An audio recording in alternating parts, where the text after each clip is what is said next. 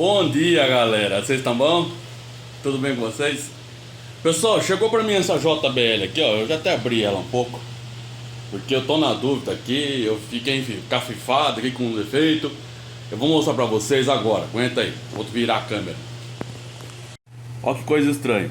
A caixa lá em si, audiofonicamente não tem nada. Mas ó, tá vibrando aqui. Então, ó, eu vou abrir essa caixa aqui no meio pra ver o que tá acontecendo. Pessoal, o causador do barulho é esse aqui, ó. O drive solto, vibrava toda a caixa. Agora eu vou tirar ele fora e vou colar ele aqui melhor, dar uma colada nele aqui, tá? Usar uma cola de... não anaeróbica, né? Para dar coisa, uma colinha mais simples, para quando precisar trocar o reparo, ter como trocar o reparo. Se vocês tiverem dúvida da ligação de caixa por dentro, tá? Porque essas caixas aqui são seladas. Se você tem que trocar o reparo, você tem que arrancar o falante.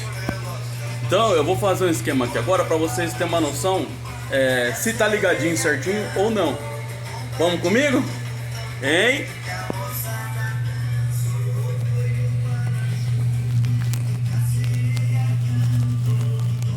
Tá ligado certinho, é. Vamos melhorar essa iluminação? Pera aí.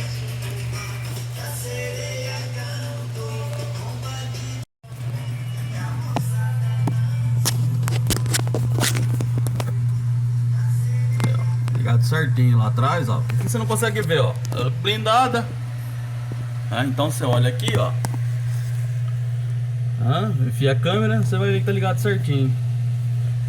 Beleza, beleza, beleza. Já tá ficando chato, né? Aí já são saco você. Prepara que eu já tô me preparando.